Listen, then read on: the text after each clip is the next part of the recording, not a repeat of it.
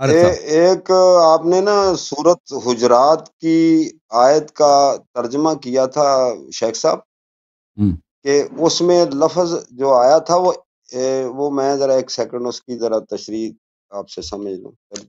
بس آخری سوال ہے طارق بھائی، ٹھیک ہے نا؟ Thank you sir. جی آخری کر لیں.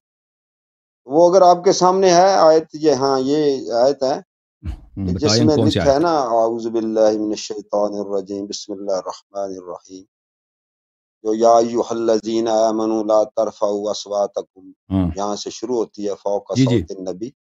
تو آگے جہاں حبط اعمال کی بات کرتے ہیں، یہ جو لفظ ہے نا اس کا ترجمہ میں لکھا ہے ایک دوسرے سے ایسا نہ ہو. اس میں لفظ ہے نا ان کا ترجمہ یہ تو ہے کہ ایسا نہ ہو، کہیں ایسا نہ ہو کہ آپ، یہ تو تنبیہ ہے اس میں، تو اس کو ذرا واضح کریں. یہ کیوں آپ اس سے ان کا حرف ہے، حرف کا ترجمہ نہیں ہوتا.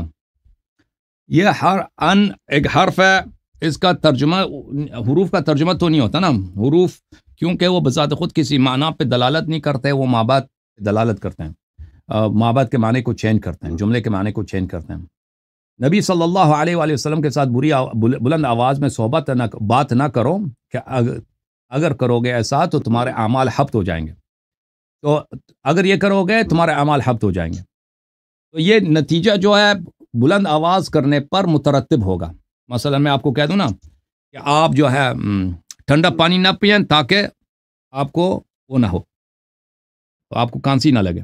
یا کہتے ہیں کہ مثلا آپ نمک زیادہ نہ کھائیں، بلڈ پریشر نہ بڑھ جائے. تو یعنی یہ اس پہ مترتب ہے، آپ نمک زیادہ لیں گے تو بلڈ پریشر بڑھ جائے گا. تو اس طرح ہے اس کا مطلب کہ آواز بلند کرو گے تو عمل حبط ہو جائیں گے، اور آپ کو پتہ بھی نہیں ہوگا کہ عمل حبط ہو گئے. یہ مطلب ہے.